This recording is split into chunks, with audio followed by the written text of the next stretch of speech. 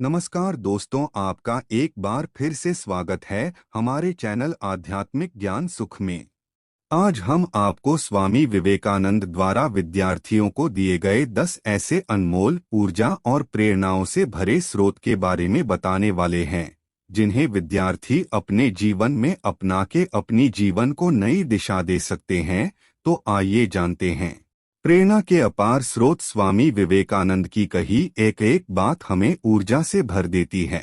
अपने अल्प जीवन में ही उन्होंने पूरे विश्व पर भारत और हिंदुत्व की गहरी छाप छोड़ी थी। शिकागो में दिया गया उनका भाषण, जिसकी शुरुआत उन्होंने मेरे अमेरिकी भाइयों और बहनों से की थी, वो आज भी विश्व भर में लोकप्रिय है और हमें हमारी समृद्ध और गौरवशाली सांस्कृतिक विरासत का आभास कराता है। अपने जीवन का हर क्षण उन्होंने सेवा भाव में लगाया और इसी से कई लोगों को प्रभावित भी किया। आज भी स्वामी विवेकानंद को उनके विचारों और आदर्शों के कारण ही जाना जाता है। उन्होंने युवाओं को धैर्य, साहस, व्यवहारों की शुद्धता और संघर्षरत रहने का संदेश हमेशा दिया है।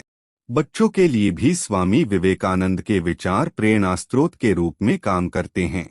आइए जानते हैं स्वामी जी के कुछ अनमोल और प्रेरणादायी विचारों को। पहला विचार है, उठो मेरे शेरों, इस भ्रम को मिटा दो कि तुम निर्बल हो। तुम एक अमर आत्मा हो, स्वच्छंद जीव हो, धन्य हो, सनातन हो। तुम तत्व नहीं हो, ना ही शरीर हो। तत्व तुम्हारा सेवक है, तुम तत्व के सेवक नहीं हो।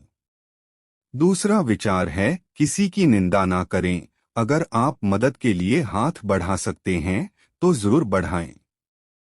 अगर नहीं बढ़ा सकते तो अपने हाथ जोड़िए, अपने भाइयों को आशीर्वाद दीजिए और उन्हें उनके मार्ग पर जाने दीजिए।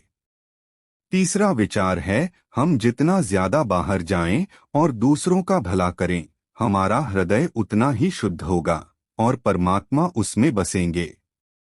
चौथा विचार है, जब तक आप खुद पर विश्वास नहीं करते तब तक आप भगवान पर विश्वास नहीं कर सकते। पांचवा विचार है, सत्य को 1000 तरीकों से बताया जा सकता है, फिर भी हर बार सत्य एक ही होगा। छठा विचार है, उठो, जागो और तब तक नहीं रुको जब तक लक्ष्य न प्राप्त हो जाए। सातवां विचार है, ब्रह्मांड की सारी शक्तियां पहले से हमारी हैं। वो हम ही हैं जो अपनी आंखों पर हाथ रख लेते हैं और फिर रोते हैं कि कितना अंधकार है।